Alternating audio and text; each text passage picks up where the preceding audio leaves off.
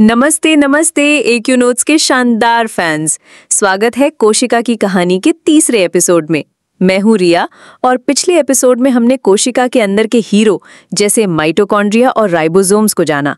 आज हम कोशिका की बाहरी दीवार यानी सेल मेम्ब्रेन पर बात करेंगे जो इसे सेफ रखती है। तैयार हो?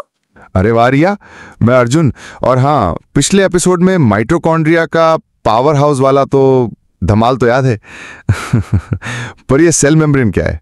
कोई बॉडीगार्ड जैसा है क्या? एक ही नोट्स के फैंस को कुछ मजेदार बताओ, वरना मैं सोचूंगा ये बोरिंग हो गया। अरे अर्जुन, तू तो हमारा एंटरटेनमेंट मैनेजर है। हाँ, सेल मेम्ब्रेन बिल्कुल बॉडीगार्ड है, कोशिका का सिक्योरिटी गेट।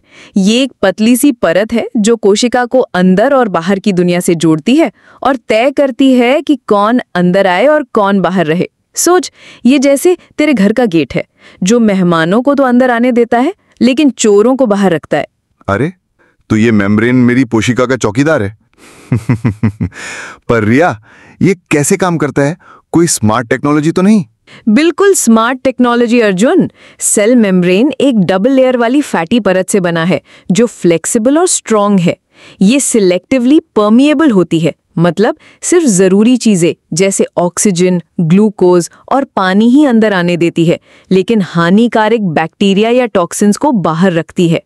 पिछले एपिसोड में हमने माइटोकॉन्ड्रिया को ऊर्जा बनाने वाला बताया था, तो ये मेम्ब्रेन उसी को फ्यूल सप्लाई करती है। वाह, तो ये मेम्ब्रेन माइटोकॉन्ड्रिया का डिलीवरी बॉय भी है। पर रिया, अगर कोई गलत चीज अंदर घुस जाए तो क्या होगा? कोई अलार्म सिस्टम है क्या? अच्छा सवाल अर्जुन। हाँ, अगर कोई खतरा हो तो कोशिका का इम्यून सिस्टम एक्टिव हो जाता है।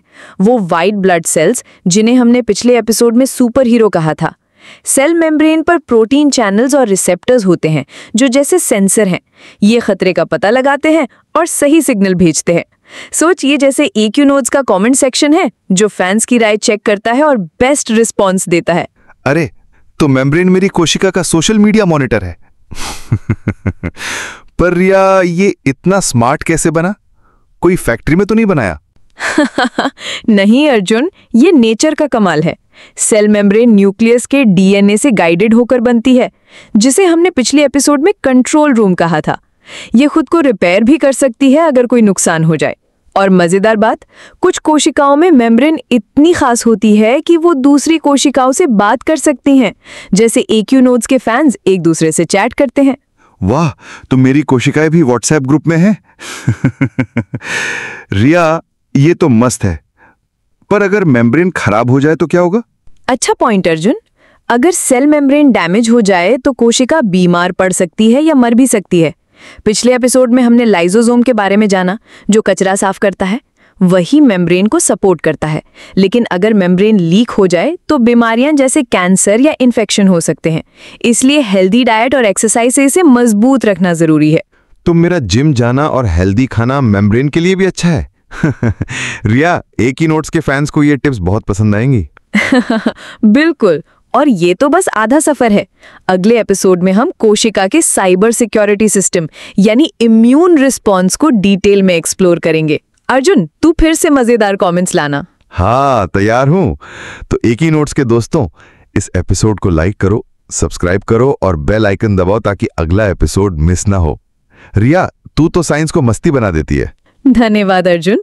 और फैंस, अगर आपके पास कोई सवाल है या आप किसी खास टॉपिक पर सुनना चाहते हैं तो कमेंट्स में बताएं। AQ नोट्स को फॉलो करो और इस साइंस की यात्रा जारी रखो।